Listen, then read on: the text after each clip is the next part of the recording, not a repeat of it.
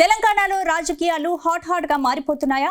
అధికార కాంగ్రెస్ ను ఇరుకున పెట్టేందుకు గులాబీ బాస్ కొత్త ప్లాన్ రెడీ చేస్తున్నారా? ఇందులో భాగంగా ఆ పార్టీకి చెందిన నేతలతో చర్చలు కూడా జరుపుతున్నారా? అవసరమైతే మరో ఉద్యమం చేయాలని కేసీఆర్ అనుకుంటున్నారా?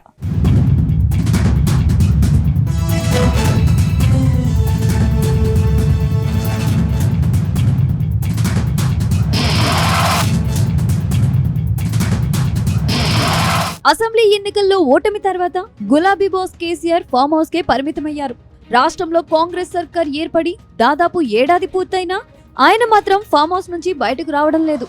కానీ కాళేశ్వరం, ఫోన్ ట్యాపింగ్, విద్యుత్ కొనుగోళ్ల కేసులు వెంటాడుతుండటంతో ఏం చేద్దామనే ఆలోచనలో గులాబీ బాస్ కేసీఆర్ ఉన్నట్టు తెలుస్తుంది. ఇందులో భాగంగానే బీఆర్ఎస్ నేతలను తన ఎర్రమెల్లి ఫామ్ హౌస్ కు పిలిపించుకొని వరుస సమావేశాలు నిర్వహిస్తున్నట్టు సమాచారం.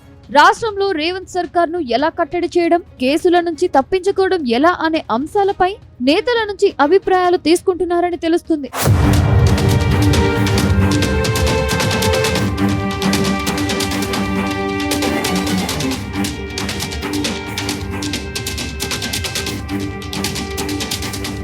ప్రస్తుతం రేవంత్ సర్కార్ కేసీఆర్ అవినీతిపై విచారణ చేస్తుంది.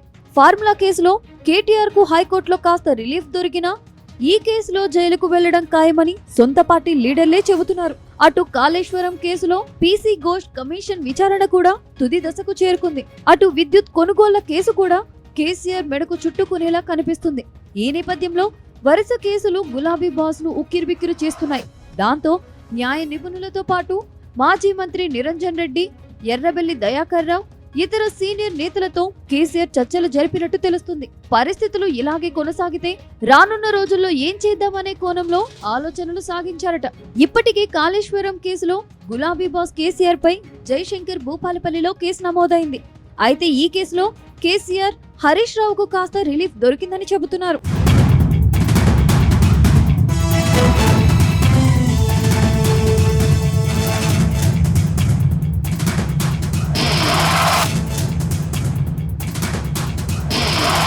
ఇదిలా ఉంటే ఫార్ములా కేసులో కీలక పరిణామం చోటు చేసుకుంది.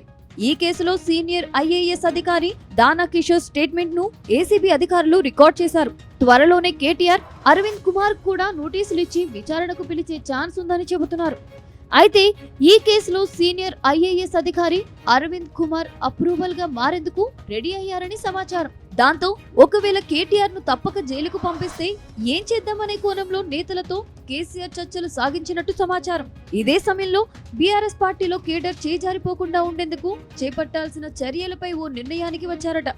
ప్రస్తుత పరిస్థితుల్లో రేవంత్ సర్కార్ నుంచి తప్పించుకోవాలంటే ప్రజాక్షేత్రంలోనే ఉండడం భావ్యమనే ఆలోచనకు గులాబీ బాస్ వచ్చినట్టు తెలిసింది. ఇందుకోసం గతంలో తెలంగాణ ఉద్యమం తరహాలో మరో ఉద్యమానికి కేసీఆర్ రెడీ అవుతున్నట్టు గులాబీ పార్టీ వర్గాలు స్పష్టం చేస్తున్నాయి.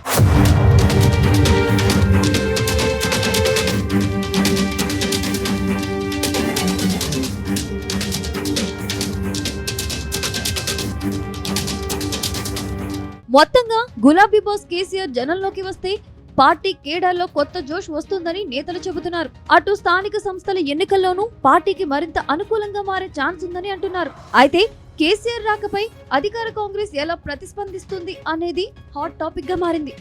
ఒకవేళ కేసీఆర్ రాష్ట్ర వ్యాప్తంగా పాదయాత్ర, బస్ యాత్ర చేపడితే పర్మిషన్ ఇస్తారా లేక కట్టడి చేసే ప్రయత్నం చేస్తారా అనేది తెలియాల్సి ఉంది. మొత్తంగా కొత్త ఏడాదిలో తెలంగాణ పాలిటిక్స్ మరింత హీట్ ఎక్కడం ఖాయంగా కనిపిస్తుంది.